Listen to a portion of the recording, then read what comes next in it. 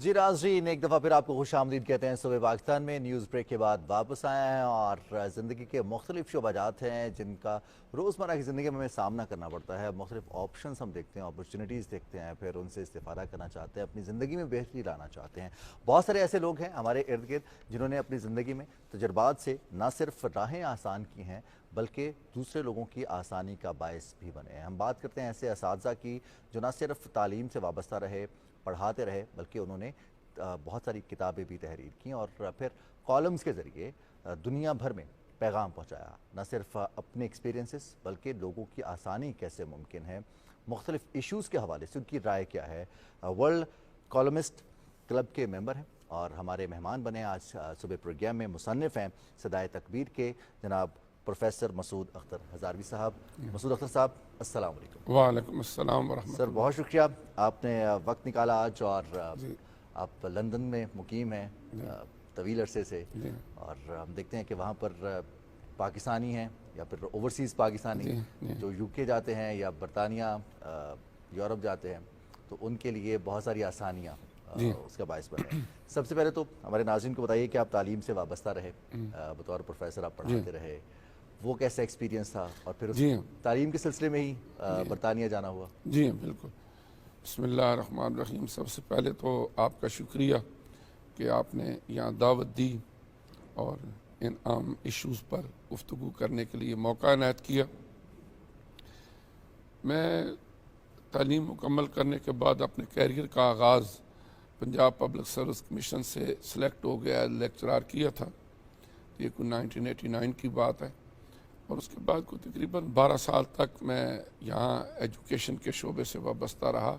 मुख्तलिफ government colleges में मैं पढ़ाता रहा, तो वो एक्सपीरियंस भी बड़ा अच्छा रहा और अभी तक भी अल्हम्दुलिल्लाह हमारे जो कुलीग्स हैं और हमारे जो स्टूडेंट्स हैं उनसे रब्ता रहता है और वो हमारी ज़िंदगी का एक बड़ा अच्छा दौर था कि जिसके अंदर हम तालीम और उसके अलावा आने वाली नस्ल की तरबियत के शोबे से वाबस्ता थे। फिर उसके बाद कोई चांस ऐसा मिला कि 1999 के बाद मुझे वहाँ से स्पॉन्सर आया कि आप वहाँ पर एजुकेशन के ही शोबे में पढ़ाने के लिए। फिर 2000 में मैं वहाँ चला गया था यूके में और ये 25वां साल है मुझे वहाँ पर ख़िदमत सर अंजाम देते हुए। माशाल्लाह। तो वहाँ पर भी अल्हम्दुलिल्लाह एजुकेशन से भी वाबस्ता रहे, उसके अलावा फिर वहाँ की कम्युनिटी की जो रिलीजियस हवाले से बुनियादी ज़रूरत थी, चूँकि मैं यहाँ पर भी इस्लामिक स्टडीज़ में ही लेक्चर ख़िदमत सर अंजाम देता रहा, तो वहाँ पर भी अल्हम्दुलिल्लाह जो हमारी नस्लें आबाद हैं आने वाले वक्त के लिए, जहाँ पर वहाँ रहते हुए वहाँ के मुख्तलिफ जो फ़वाइद हैं, जो अपॉर्चुनिटीज़ हैं उनको अवेल करते हैं।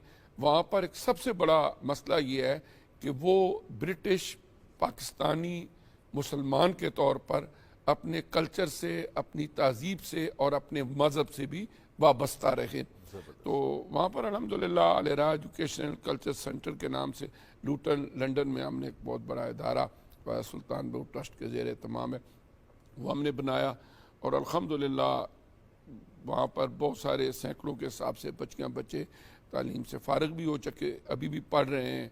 उसके साथ ही हमने एक बहुत बड़ी मस्जिद बनाई और अल्हम्दुलिल्लाह उसके अंदर 1200-1300 लोग जो हैं एट ए टाइम वहाँ नमाज़ पढ़ सकते हैं। तो उसके अलावा यह है कि वहाँ पर हमारे जो मुख्तलिफ सेमिनार्स होते हैं, मुख्तलिफ हम सेशंस रखते हैं यंगस्टर्स के, जिसके अंदर हमारी कोशिश होती है कि वो वहाँ पर भी पुरअमन रहें, वहाँ पर भी जो माहौल माशरा तहजीब है उससे वाबस्ता रहें, लेकिन इसके साथ साथ वो एक मॉडरेट किस्म के ऐसे मुसलमान भी बने कि जिसके अंदर वो प्रैक्टिसिंग मुसलमान के तौर पर दूसरों के लिए रोल मॉडल हों। और उसका नतीजा ये है कि खासे नौजवान लोग जो वहाँ मुसलमान हो रहे हैं उनमें से उनकी इंस्पायरेशन हमारे वही ब्रिटिश नौजवान हैं कि जब वो अपने हम मकतब साथियों से वहाँ मिलते हैं, कॉलेजेस में, यूनिवर्सिटीज़ में, दीगर जगहों पे, तो उनसे वो इंस्पायर होकर वो इस्लाम की तरफ राग़िब भी होते हैं। कैरेक्टर बिल्डिंग जो है और मैं ये भी समझता हूँ कि हम लोग जो वहाँ पर गए हैं अल्लाह ताला का एक निज़ाम है। उसने वहाँ पर ठीक है मुआशी हालात की वजह से भी लोग गए, लेकिन बुनियादी तौर पर हम इस्लाम के पाकिस्तान के एम्बेसडर भी हैं वहाँ पर, बिला शुबा। कि वहाँ पर रहते हुए हमने पाकिस्तान का भी नाम रोशन करना है, इस्लाम उसकी जो एक अजमत है, तकद्दुस है, वो भी बरकरार रखनी है और आने वाली नस्लों तक पहुँचानी है। और इसमें काफ़ी हद तक अल्हम्दुलिल्लाह वहाँ पर कामयाबी भी है, और हर शोबा ज़िंदगी के अंदर हमारे पाकिस्तानी खिदमात सर अंजाम दे रहे हैं, हाउस ऑफ लॉर्ड के मेंबर हैं, पार्लियामेंट के मेंबर हैं, उसके अलावा जितने भी प्रोफेशनल के शोबाजात हैं उसके अंदर अल्हम्दुलिल्लाह बड़े बड़े आला ओहदों के ऊपर वो फायज हैं, हाईली एजुकेटेड है, बिजनेसमैन हैं। वहाँ पर दीगर जो रिलीजियस हवाले से उलमा है वो अपनी खिदमात से अंजाम दे रहे हैं। हर माशरे के अंदर थोड़े बहुत मेरिट्स एंड डीमेरिट्स तो होते ही हैं, लेकिन ये एक ओवरऑल अगर देखा जाए तो अल्हम्दुलिल्लाह पिछले तकरीबन 60 सालों के अंदर वहाँ पर एक बहुत बड़ी तब्दीली आई है। अगर आप देखें, एक वक्त वो था कि जब सुकूत उंदलस हुआ तो कुर्तबा की जामे मस्जिद तक को शहीद कर दिया गया, और उसके बाद एक तहिया कर लिया गया कि यूरोप के अंदर अब मस्जिद नहीं बनने देंगे। लेकिन अल्लाह का निज़ाम देखें, हालात ऐसे पैदा हुए, फर्स्ट वर्ल्ड वार हुई, सेकंड वर्ल्ड वार हुई, उसके बाद मैन पावर की ज़रूरत पड़ी, मज़दूरों को बुलाया, आप आएँ रीबिल्ड करें हमारे मुल्कों को। और मैं सिर्फ बरतानिया की बात करूं तो वहाँ पर हमारे पाकिस्तानी ज़्यादातर गए। उस वक्त चूँकि हमारा मुत्तहिदा पाकिस्तान था तो उसके अंदर सिलट है बांग्लादेश में, और उसके अलावा हमारे आज़ाद कश्मीर में मंगला डैम बना था, तो यहाँ पर मीरपुर कोटली से खासे लोग गए, और उसके अलावा भी ओवरऑल पाकिस्तान से ये गए तो वहाँ मजदूर, लेकिन इनके दिलों के अंदर एक शमा फिरोज़ा थी इस्लाम की। जब उन्होंने वहाँ पर इब्तदान मजदूरियाँ की, फिर करते कराते उन्होंने वहाँ पर जब देखा कि हमारी मस्जिद होती थी, हम नमाज पढ़ते थे, फिर वहाँ पर जो यूनाइटेड नेशंस का ह्यूमन राइट्स का चार्टर था उसके अंदर बाकायदा अलाउ भी था कि आप अपने मजहबी इबादत खाने बना सकते हैं मुख्तलिफ मज़ाहिब, तो इन मस्जिदें बनानी शुरू की, एक बनी, दूसरी बनी, अब वहाँ पर सैकड़ों बड़ी बड़ी मसाजिद हैं हर शहर के अंदर। अगर आप देखें Bradford, Birmingham, London, Leeds, Lutan, उसके अलावा जितने भी हमारे बड़े बड़े शहर हैं वहाँ पर सिर्फ लूटन के अंदर एक हमारी आबादी इस वक्त तकरीबन 70,000 हम मुसलमान हैं वहाँ पर, और वहाँ पर 35 मसाजिद हैं हमारे लूटन के अंदर। इसके अलावा वहाँ पर जो हमारे स्कूल्स हैं अपने बने हुए, उसके अलावा मुख्तलिफ इदारे बने हुए हैं, तो वो अपना अपना फरीज़ा सर अंजाम दे रहे हैं। तो मैं अर्ज़ कर रहा था कि वहाँ पर अल्हम्दुलिल्लाह हमारे मुसलमान जो यहाँ से गए, पाकिस्तानी जो यहाँ से गए, इन्होंने एक अहम किरदार अदा किया। वहाँ पर भी पाकिस्तान, बरतानिया में भी पाकिस्तान बसा रखा है आपने। जी अल्हम्दुलिल्लाह बहुत अच्छा।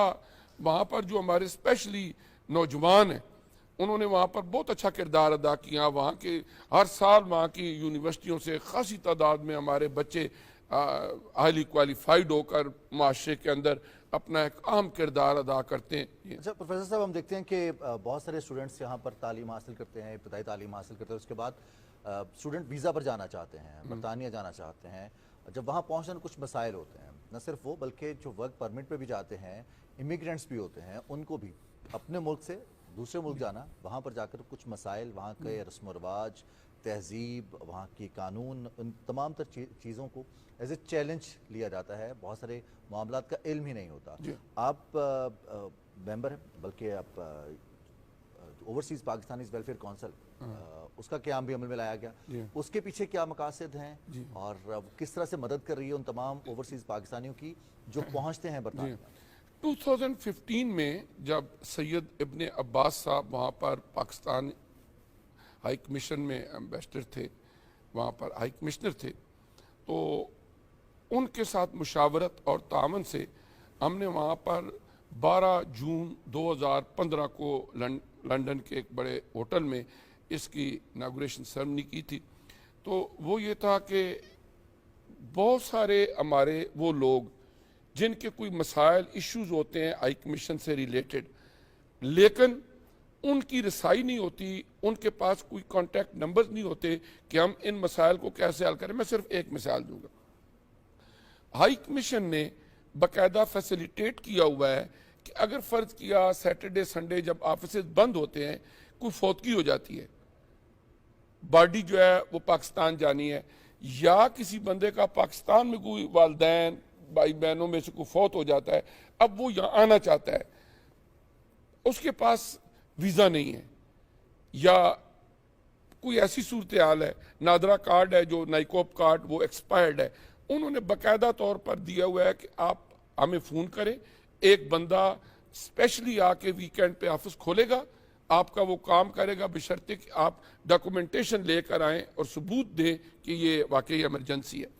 अब वहाँ पर वो संडे को भी ऑफिस खोल के वो सारा कुछ करेंगे और उसके बाद उसको वीज़ा देंगे या नाइकोप कार्ड को एक्सटेंड करेंगे, जो कुछ भी करेंगे, वो कहेंगे ठीक है आप ट्रैवल कर लिया, ट्रैवल डॉक्यूमेंट उसको बना के दे देंगे, आप ट्रैवल करें और जाएं। लेकिन अब आम आदमी को क्या पता है वो मैंने कैसे करना है। इन सारी वजूहात की बिना पर यह है कि वहाँ पर ओवरसीज पाकिस्तानी वेलफेयर कौंसिल हमने बनाई, नईम अब्बासी नक्शबंदी साहब उसके चेयरमैन और मैं उसका स्पोक्स पर्सन हूँ अभी तक भी। तो उसके अलावा हमारा पूरे मुल्क के अंदर उसकी पूरी एक ऑर्गेनाइजेशन है।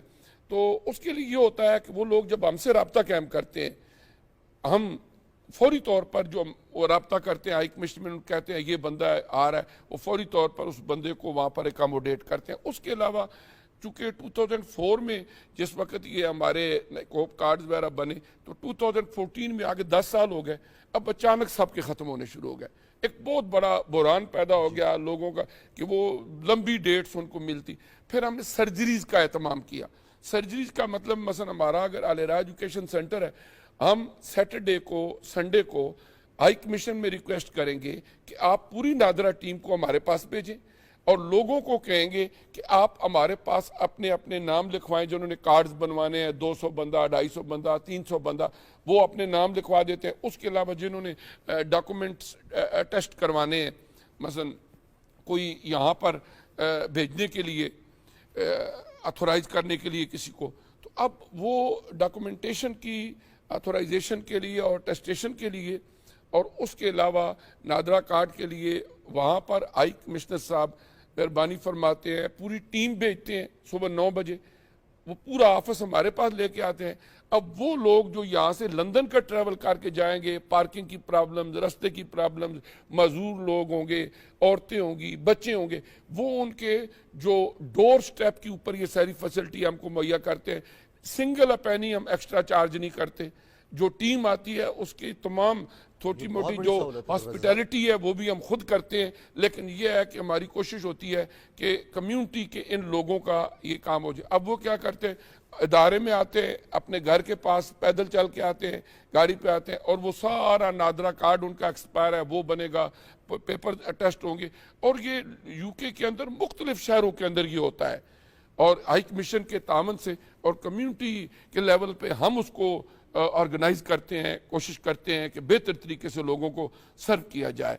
तो ये बुनियादी तौर पर इसके मकासद है। और उसके अलावा एक ये है कि हमारी जो कम्युनिटीज़ वहाँ रह रही हैं उनके दो तरह के मसाइल हैं। एक मसाइल तो उनके वहाँ डोमेस्टिक है, यूके के अंदर रहते हुए हाई कमीशन से मुतल्लिक़ हैं। जो ब्रिटिश गवर्नमेंट से मुतल्लिक़ है उसको तो हम डिस्कस नहीं करते, वो तो एक अलग इशू है। लेकिन जो हमारे हाई कमीशन से मुतल्लिक़ है, मसलन पासपोर्ट बनाना, नादरा कार्ड बनाना, पेपर टेस्ट कराना, कोई फौतगी हो जाए उस सिलसिले में वहाँ से करना, उसके अलावा ये छोटे मोटे मामला, इनके लिए जो सहूलत हम मुहैया कर सकते हैं वो करते हैं। लेकिन ओवरसीज पाकिस्तानी के कुछ मसाइल जो हैं वो पाकिस्तान से रिलेटेड होते हैं, आज़ाद कश्मीर से रिलेटेड होते हैं। मसलन लोग यहाँ पर ज़मीनें ख़रीदते हैं, मकान लेते हैं, उसके बाद कुछ लोगों के हवाले कर देते हैं। अब उन्हें ये होता है कि ये तो उधर चले गए हैं, कुछ यहाँ पर पेपर्स के अंदर रद्दोबदल करके अपने नाम करवा लेते हैं, कुछ किराएदार रखा वो नहीं निकलते हैं, कुछ लोग जो हैं वो कब्जा कर लेते हैं, वो छोड़ते नहीं हैं। अब इस सूरत हाल में हुकूमत ने बाकायदा इंतज़ाम किए हुए हैं। OPC पंजाब गवर्नमेंट ने बनाई है, ओवरसीज पाकिस्तानी कमीशन, वो अपना काम कर रही है। लेकिन मेरी गुजारिश ये होगी कि उसको मज़ीद एक्टिव किया जाए। मसलन उनका जो वेबसाइट है उसके ऊपर हम बाकायदा तौर पर पूरे लोगों के डॉक्यूमेंट लेके और सारी डिटेल लेके एप्लीकेशन हम सबमिट करते हैं। उसके बाद एक नंबर जनरेट होता है जो रेफरेंस नंबर होता है। लेकिन कई कई महीने गुजर जाते हैं, उस पर प्रॉपर तरीके से अमल दरामद में मुश्किलात होती हैं। एक तो हमारी गुजारिश ये होगी एज ओवरसीज पाकिस्तानी कि जो पंजाब में ओवरसीज कमीशन है इसको मजीद एक्टिव किया जाए। फिर फेडरल गवर्नमेंट का ओवरसीज पाकिस्तानी फाउंडेशन है, ये भी बाकायदा तौर पर एक इदारा है, अच्छा भला इसका बजट है और ये भी इसी मकसद के लिए बनाई गई है। लेकिन इन इदारों को मजीद एक्टिव करके ओवरसीज पाकिस्तानी के जो मसाइल पाकिस्तान से मुतालिक हैं उनको हल करने में मजीद किया जाए। और नंबर 3, इसको ज्यादा से ज्यादा एडवर्टाइज किया जाए कि ओवरसीज पाकिस्तानी हर बंदे को पता हो सकता है बहुत सारे ओवरसीज पाकिस्तानी हैं जिन्हें इन दोनों इदारों के नाम भी ना आते हो कि ओवरसीज पाकिस्तानी फाउंडेशन है हमारे मसाइल के हल के लिए फेडरल गवर्नमेंट की, और ओवरसीज पाकिस्तानी कमीशन है पंजाब गवर्नमेंट की। तो इस तरह बाकी सूबों के अंदर भी कुछ ऐसी सूरत हाल हो कि ताकि वहाँ पर रहने वाले लोग अगर कोई जेन्युइनली उनके मसाइल हों तो वो इन इदारों के ज़रिए यहाँ पर जिस वक्त, हालांकि एक और मैं आपको बात बताऊँगी, जब यहाँ से एक दफ़ा हमारे पास गए थे हाई कोर्ट के चीफ जस्टिस, उनके हमारी मीटिंग, उन्होंने कहा था हम स्पेशल कोर्ट्स भी यहाँ बना रहे हैं। अच्छा, स्पेशल कोर्ट्स फॉर ओवरसीज कि जिसके अंदर 15 डेज में हम फैसला करेंगे कि ओवरसीज के जितने ऐसे इश्यूज होंगे वो हम देखेंगे और उसके बाद ये होंगे कि अगर कोई उनके साथ ज्यादती हो रही है उसका हम इजाला करेंगे और उनके जो राइट्स हैं वो उनको देंगे।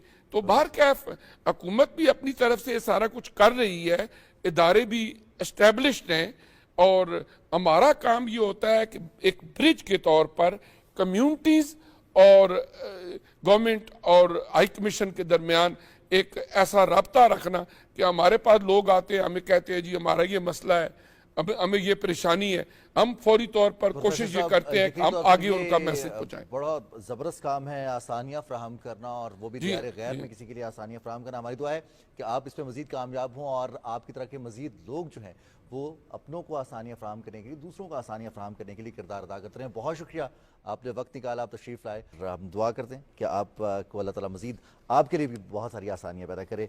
प्रोग्राम का सिलसिला जारी है और हम प्रोग्राम में आगे बढ़ेंगे।